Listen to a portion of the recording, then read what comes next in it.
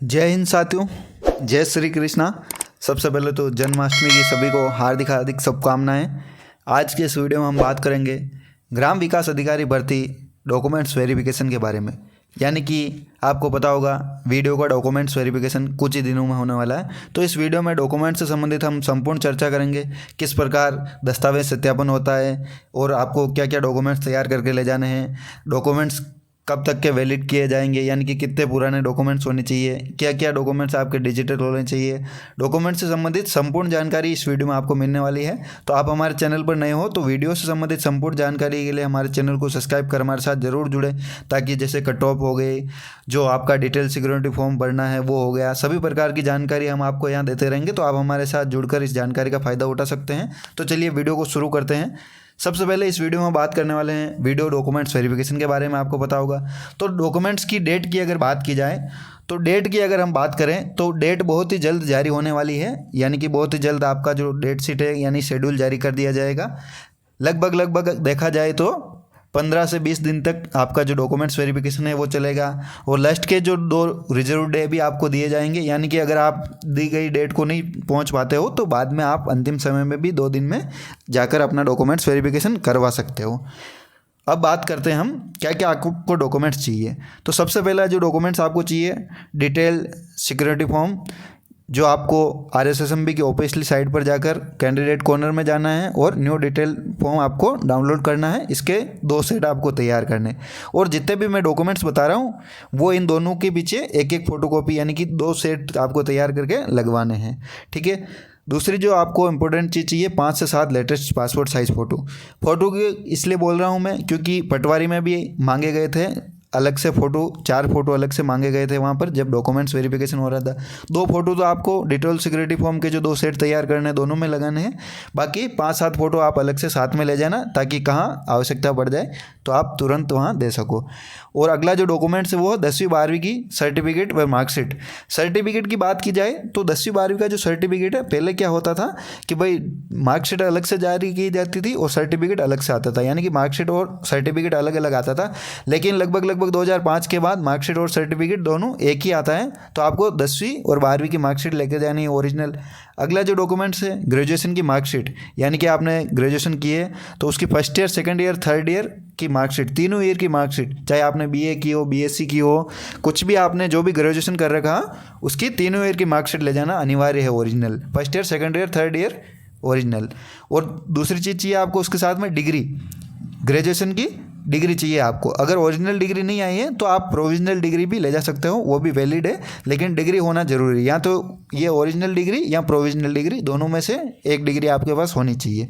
अब अगला जो डॉक्यूमेंट चाहिए वो RSCIT। या तो अगर आपको RSCIT कर रखा है तो RSCIT का सर्टिफिकेट आपके पास होना जरूरी है। अगर RSCIT नहीं है तो RSSMB ने जो वैलिड कर रखा है अन्य कंप्यूटर डिग्री, वो आपके पास होना जरूरी है। कुल मिला के देखा जाए तो एक कंप्यूटर डिग्री आपके पास कोई सी भी होना आवश्यक है।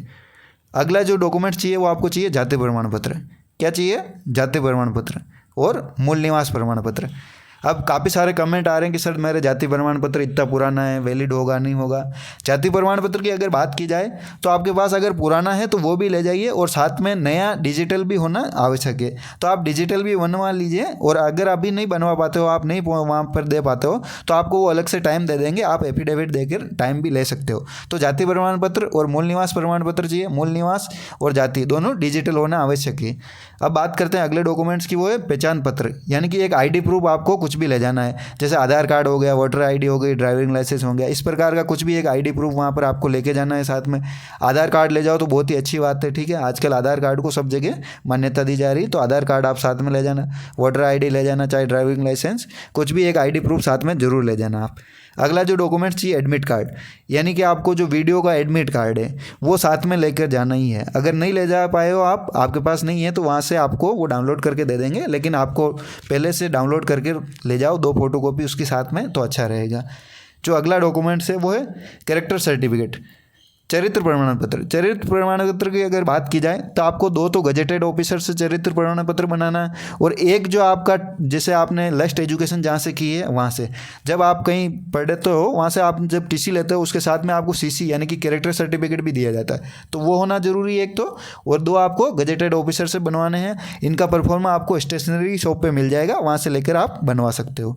अगला जो डॉक्यूमेंट्स चाहिए EWS सर्टिफिकेट। आपने अगर EWS से अप्लाई किया है और आपका सिलेक्शन EWS कैटेगरी में हुआ है तो आपके पास EWS सर्टिफिकेट होना अनिवार्य है, अन्यथा आपको इसका लाभ नहीं मिलेगा। अब अगला जो डॉक्यूमेंट्स है वो है इनकम सर्टिफिकेट। यहाँ पर इनकम सर्टिफिकेट उन्हीं कैंडिडेट के लिए ज़रूरी है जिन्होंने 2.5 लाख से कम इनकम सेलेक्ट की थी फॉर्म भरते समय। अगर आपने एप्लीकेशन फॉर्म में 2.5 लाख से कम इनकम अगर सेलेक्ट की थी तो आपको पास इनकम सर्टिफिकेट होना ज़रूरी है। और यहाँ भी आपके काफ़ी सारे डाउट है और काफ़ी सारे कमेंट आ रहे थे कि सर मैंने गलती से 2.5 लाख इनकम सेलेक्ट कर दिए तो अब क्या करूँ, मैं इनकम सर्टिफिकेट कैसे बनवाऊँ। तो उनके लिए एक जो अल्टरनेट है वो है, वो जो रिलैक्सेशन मिला था फीस का 100 रुपये का, तो आप उसका 100 रुपये का पोस्टल ऑर्डर दे सकते हो इनकम सर्टिफिकेट की जगह। ठीक है। अगला जो बात करते हैं हम डॉक्यूमेंट्स हॉरिजेंटल रिजर्वेशन वालों के लिए, जिसका जैसे मेरे भाई बंधु किसी का दिव्यांग हुआ कैटेगरी से हुआ या किसी भी प्रकार की हॉरिजेंटल रिजर्वेशन की कैटेगरी से हुआ तो उसका सर्टिफिकेट आपके पास होना अनिवार्य है। जो जैसे दिव्यांग हो गए तो दिव्यांगता का सर्टिफिकेट होना आपके पास जरूरी है। इस प्रकार के जितने भी हॉरिजेंटल आरक्षण होते हैं उनका आपके पास सर्टिफिकेट होना जरूरी है, तभी आपको उसका लाभ मिल पाएगा, अन्यथा आपको उसका लाभ नहीं मिलेगा। अब आगे जो डॉक्यूमेंट्स है वो है मैरिज सर्टिफिकेट। ये जो आपको 2-3 सर्टिफिकेट बनवाना है, एक तो मैरिज सर्टिफिकेट बनवाना है, एक संतान संबंधित घोषणा पत्र आपको देना है, एक धूम्रपान शपथ पत्र आपको देना है। ये आप नोटरी जो भी वकील वगैरह नोटरी करते हैं उनसे बनवा सकते हो। ये मैरिज सर्टिफिकेट, संतान संबंधित घोषणा पत्र और धूम्रपान शपथ पत्र, ये 3 सर्टिफिकेट आपको देने हैं। अगला जो डॉक्यूमेंट्स है वो है नो ऑब्जेक्शन सर्टिफिकेट। ये उनके लिए है जो पहले से मेरे भाई बंधु किसी जॉब में लगे हुए हैं तो उनको NOC देनी पड़ेगी। NOC यानी कि नो ऑब्जेक्शन सर्टिफिकेट। जहाँ भी आप जिस कार्यालय में जॉब कर रहे हो तो वहाँ से NOC सर्टिफिकेट बनवा कर आपको वहाँ DV के समय सबमिट कराना पड़ेगा। ये जो जॉब कर रहे हैं उन्हीं के लिए है, बाकी दूसरों को नहीं देना है। अब आगे जो बात की जाए, अगला जो डॉक्यूमेंट्स है वो है आपके पास अन्य कोई सर्टिफिकेट या डिग्री, इसके अलावा जैसे आपने मास्टर डिग्री कर रखी हो तो उसका सर्टिफिकेट, उसकी मार्कशीट या उसकी डिग्री भी आप जमा करा सकते हो।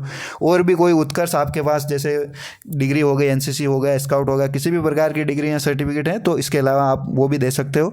और आपके जो भी डाउट है डॉक्यूमेंट से संबंधित संपूर्ण आप हमें कमेंट करके बताना, हम आपको पूरा सॉल्यूशन देंगे। और ये जानकारी अच्छी लगी वीडियो को लाइक शेयर करना, और हमारे चैनल पर नए हो और चैनल को सब्सक्राइब नहीं किया है तो चैनल को सब्सक्राइब कर हमारे साथ जरूर जुड़ना।